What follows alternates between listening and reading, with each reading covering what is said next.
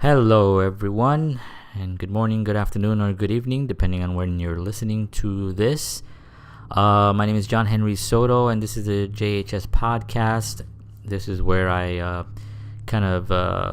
get it real, make it real, turn it real, real talk, hashtag real talk, all that other good stuff. And today I'm going to talk about filmmaking on a budget, which is something that I know a lot of people are constantly asking me, hey, how do you, I had somebody at an event that I was a couple of days ago. They came up to me and they say, hey, how do you do? I don't do half the things you do. How do you do the films and all that stuff? And, a lot of it has to do with the relationships that I've built throughout the years. I had a good fortune of meeting some really talented people early on in my film career, and it was just something that I always knew, that networking, it was something innate. Like I know people that I've worked with 20 years ago, and I'm still very close friends with them because I felt that they provided value to my life, and I hopefully provided some value to their lives, and I thought that it was an important connection to remain and to keep. So that's part of the reason why the filmmaking on a budget is such a interesting topic to me now to discuss, because people ask me, what's the budget on your film, and I look at it, I'm like, budget on my film? I have people that are interested in creating art, and I have cameras, and I have some knowledge of craft, of how to craft a film and how to tell a story. And that knowledge I picked up by being on film sets, and by reading, and by, going on podcasts, listening to other people talk, and webinars, and all that other good stuff. So I really do think that, a lot of it had to do with the investment that I made in film that generated enough interest in other talented people to want to be part of these projects. So when people talk about a budget, it's very, if you have the camera, you have the time, and the actors are willing to just work for nothing, for food basically, then you have yourself a project.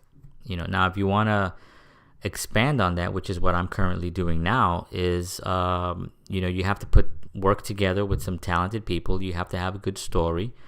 And that's the main thing. I mean, and anyone can really tell a story. And I think that's part of what's happening right now on social media, is storytelling is a huge, huge part of businesses. Businesses are using storytelling. It started really heavily with people like, Steve Jobs and Bill Gates. And, they told their stories, and people were interested in the story of how they got to where they are. Elon Musk and all those guys that are doing it right now, Richard Branson, all these guys just knew about story, and I've read a lot of Richard Branson, and some of his stories are just fantastic. And he tells one about, which I thought was great, when he was starting, I think he was in college, and he wanted to kind of start a newspaper. So he went to the college newspaper, and they said, well, we want to, he said, I want to have a college newspaper. And the college was like, well, we don't have a budget for that. And he said, fine, I'll just do it on my own. And is that okay? And they were like, sure,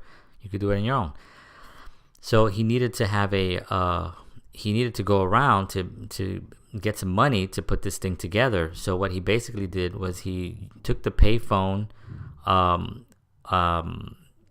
number. He took a number of a payphone, and he would, back in those days, you can call up a company, and it was through an operator. I mean, this was, I guess we're looking back at, I don't know, maybe 35, 40 years maybe. I don't want to age Mr. Branson, but I would assume it was at least 35 to 40 years, based on what he's accomplished so far.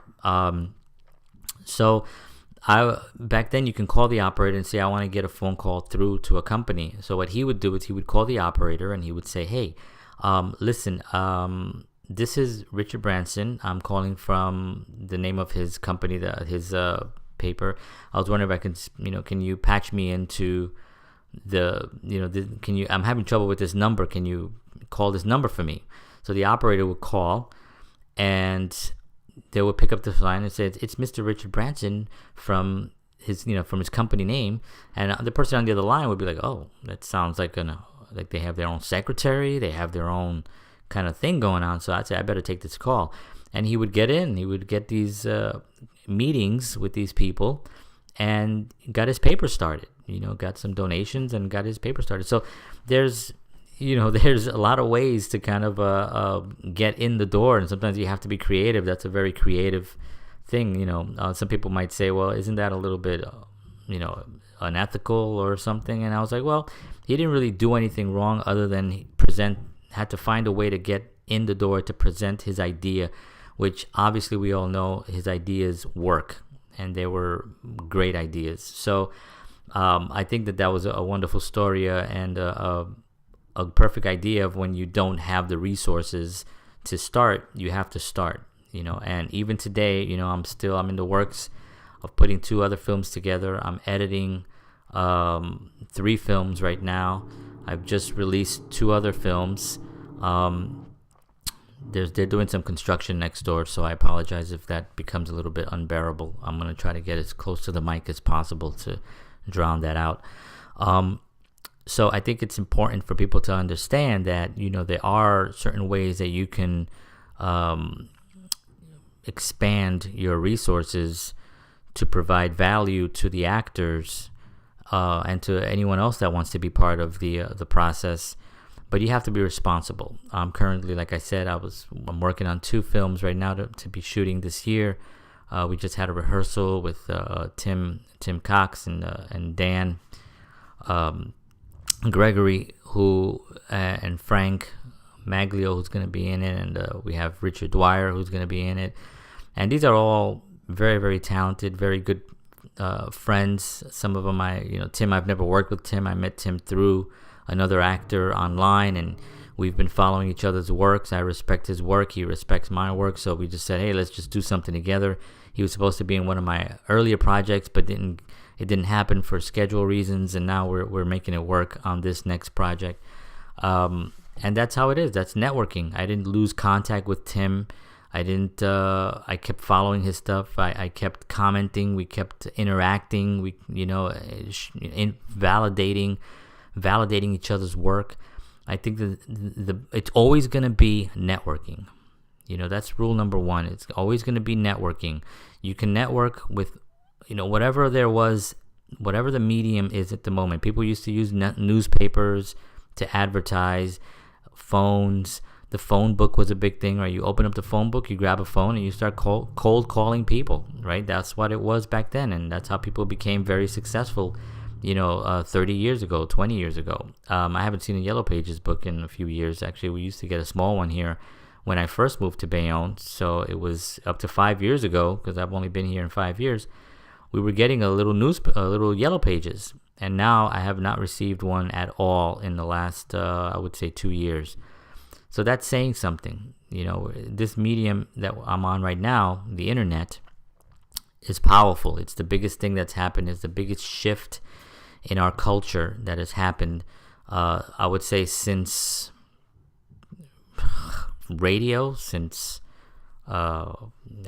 radio, radio was the first thing where people can get an outside voice in your house. That was like a really amazing thing. And this person could hit thousands and thousands, eventually millions of people on one commercial, so that they became value. It was valuable. And the shows were well thought out. A lot of the radio guys were vaudevillian actors and actresses that were very well oiled machines by the time radio came out. So if you want to go back to a little bit of a film history, when you look at the Marx Brothers were completely established by the time they got on the film. They were already 25-year veterans of performing. They were on vaudeville. They were on Broadway. They were on radio.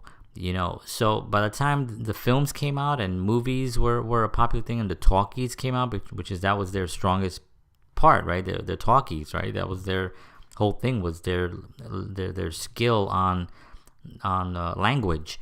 So they were already veterans. So what you see on the screen is you're seeing 25 years of work on craft, on developing the craft. That's why those films are timeless. That's why they're so well respected today, and that's why the Marx Brothers are still one of the best comedy team that ever existed.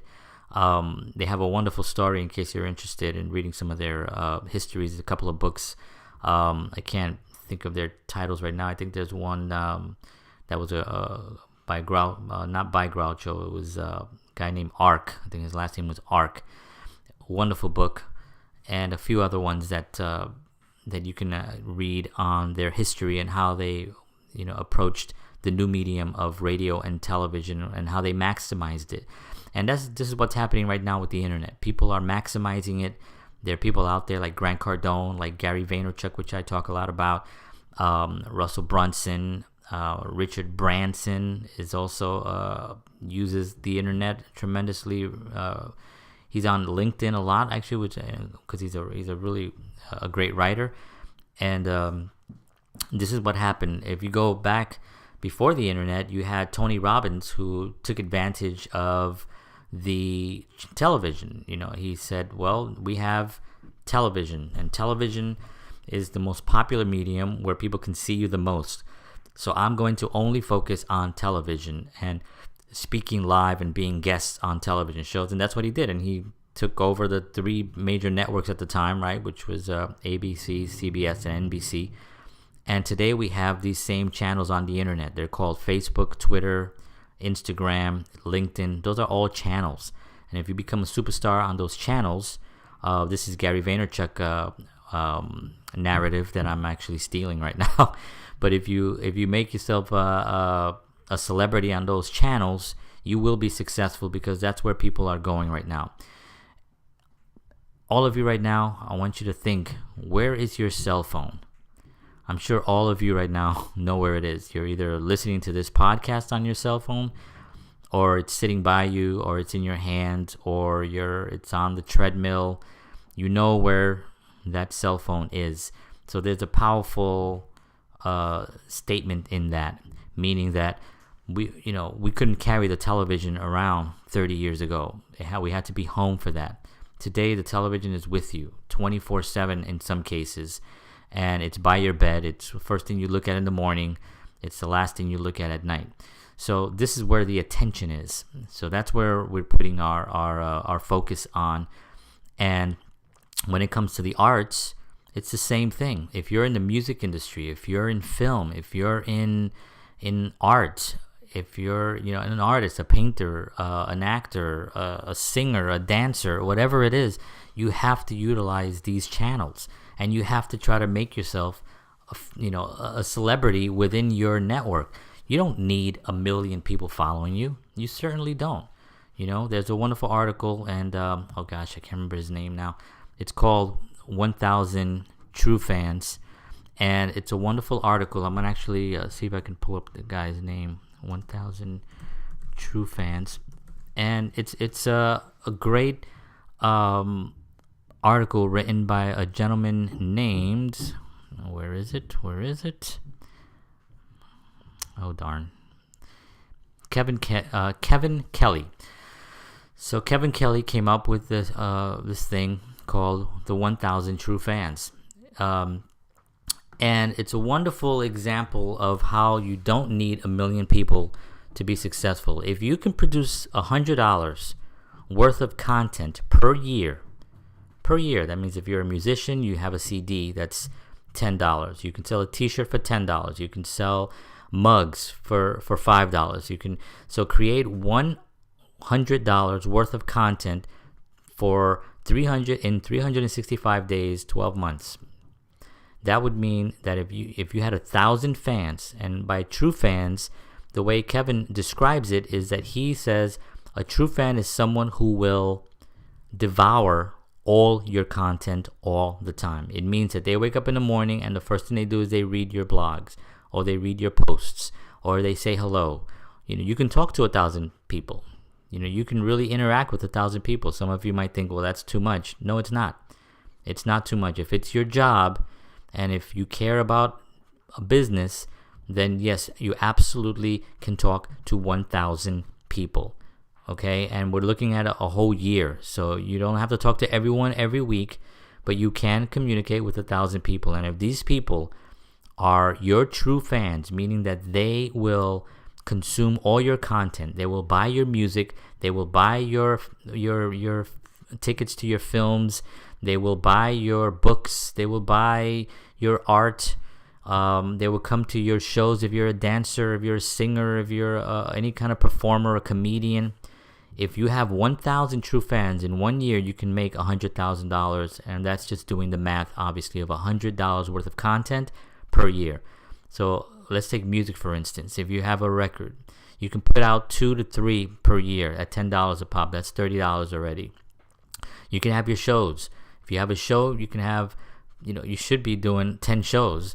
If you do 10 shows, you've already done 10 shows at $10 a year, right? You've already made your 1,000, right? Now, obviously, there's a little bit of a cut that you have to give to the, if you're a solo performer, you'd have to give something to the club, or if you split the bar. Those are all logistics that you have to work that out on your own. But $100 worth of content is something that you can absolutely do. It's something that I'm working right now on, almost there. I'm almost at that. It's taken me a year to develop the content enough where people would be interested in spending. I do have people that do follow me from all over the world. Remember, we're also looking at the internet as world. It's a world thing, right? It's all international. So I have people that interact with me from Israel, from South Africa, from Russia, and these are people that talk to me almost every day or every other day.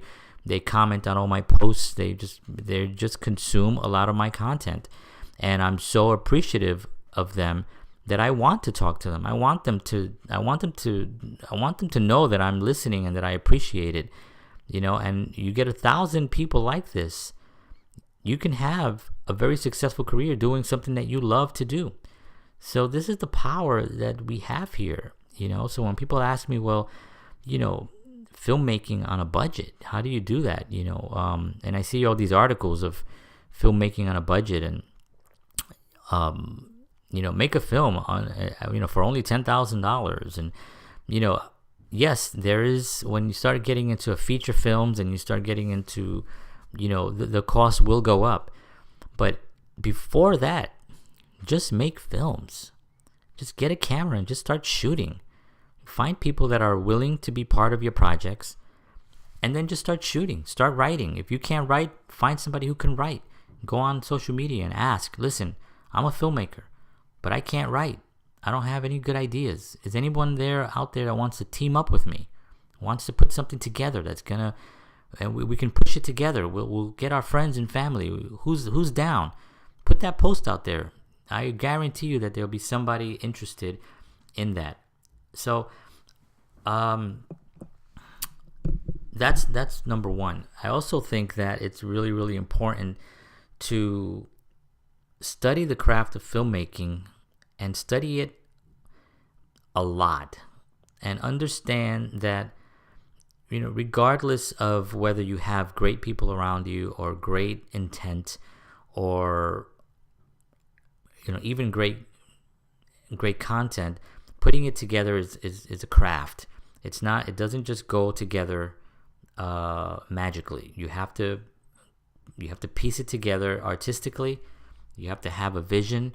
You have to have an idea that's well thought out. And because it does two things. You gain respect from the actors when they show up and you're actually prepared, that they tell their friends, their actor friends. And now you're growing your network because you've learned your craft. You know what you're doing. You're not sitting back running the camera and just saying, okay, action. You're thinking of the shots. Every shot is a painting. You want to make sure that you have the best angle. Study that. again, we have the power of the internet. You can go on there's a couple of sites that I've actually been on, and Filmmaking Stuff is one. I can't remember his last name. His first name is James. If you go on to filmmakingstuff.com, he has wonderful content on distribution. You can go on YouTube. You can watch a ton of famous directors talk about filmmaking. This is all your responsibility. If you're sitting at home waiting for the phone to ring for somebody to put you in a feature film, if you're an actor, you might be waiting a long time. You may get the call, and God bless you, but you might be waiting for a long time, and you don't want to take that risk. You want to put the responsibility in your own hands, and you want to put the power in your own hands on that.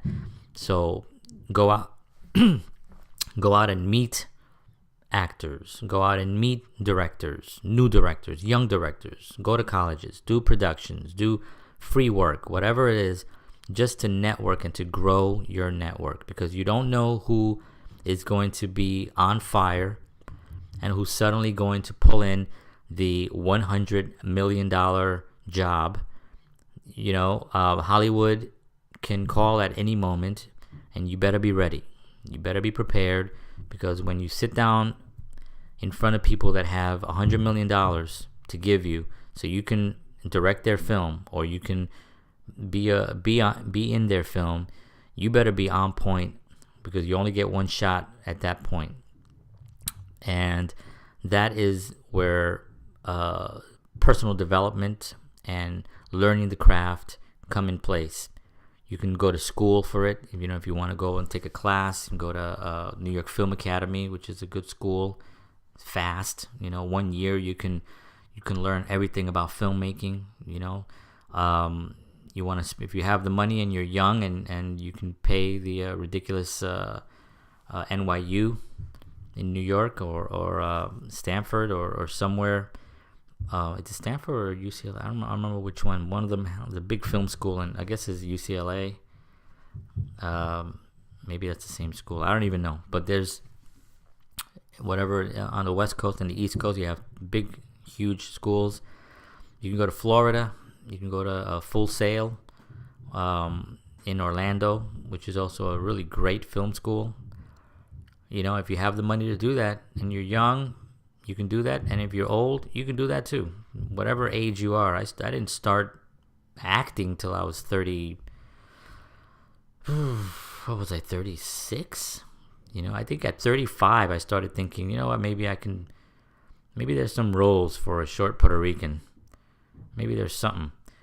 And I think around 36 I found an acting coach, and I studied for like a year before I did anything. After a year, I went out and started testing the waters. I was shocked at how many roles I pulled in. Nothing major, but paid work. Not a lot of pay, but I did get paid. And I was shocked at how many roles. I think I wrote somewhere the actual numbers on some posts. I think it was 15 to 17 acting roles in about 6 months that I booked. And I realized at that point, I was like, okay, there's either a couple of things going on here. Either there's a shortage of short Puerto Rican actors in New York, which that might be the case. And I also didn't just play Puerto Ricans. I played a lot of Israelis. I played Jewish. I got a lot of really diverse roles in those first 6 months.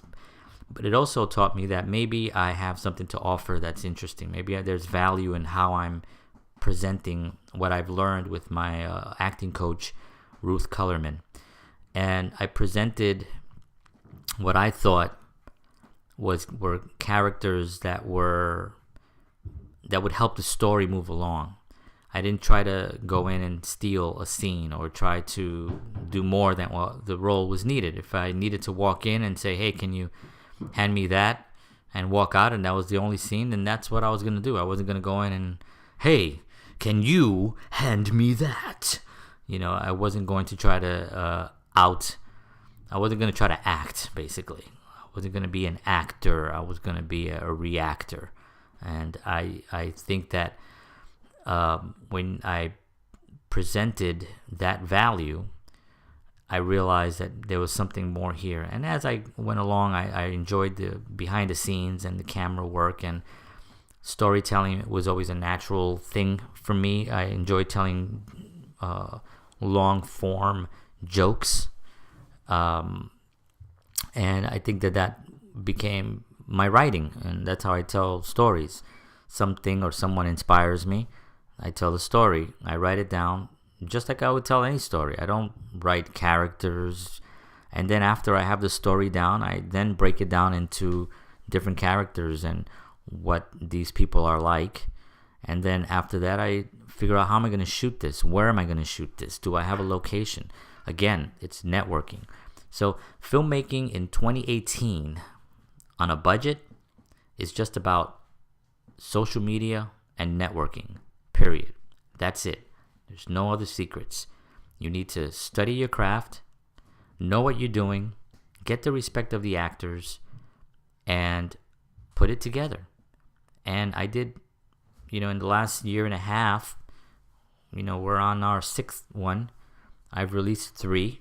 I'm editing 3, and I got 2 more I'm shooting. Someone might say, well, that's too much, or you're getting lost, or you're not doing enough marketing on them, but they're all going onto my website, and hopefully there's somebody out there that eventually would see it and would, give me an opportunity to direct a feature film. And worst case scenario, I have a site filled with films that I wrote, that I directed, that I cast, with great actors that they can use the films for whatever they want to use it for. They have their reels, and they can have their content so they can get more work. The editors could do the same thing, although I've been editing recently. By the way, if you're an editor out there and you're interested in teaming up with me, and you're near Bayonne, New Jersey, give me a holler. Anyway, so I think all of that put together really, really shapes a viewpoint that someone with money, someone who has a project that they're trying to get off the ground, I always say, bring me on your project, because I know it's going to be better with me on it. And that's 100% confident in my abilities to take a project and to bring it to fruition, and to use as all my creative abilities to listen to the actors and to the right people, and to really create something that they'll be proud of, and that they'll be proud that they brought me on. And I think that should be you as a filmmaker, as an actor, as a performer, whatever art you're doing, that should be your only goal, is to impress the shit out of people with how much you know and how valuable you can be on their film set.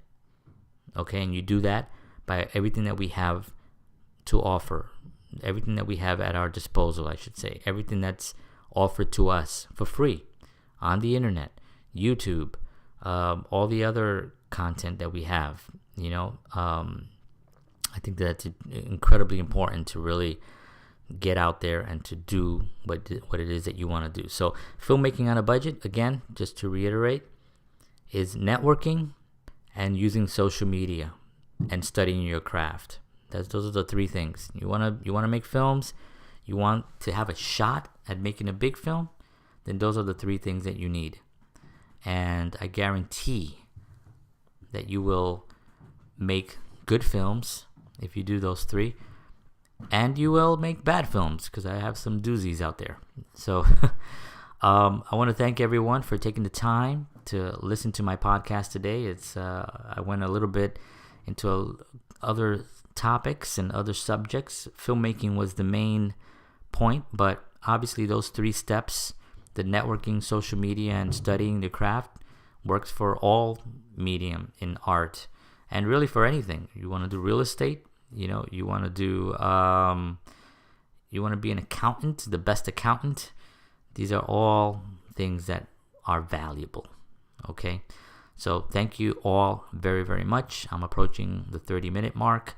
I want to thank you for listening. God bless. Talk to y'all very, very soon. Peace out.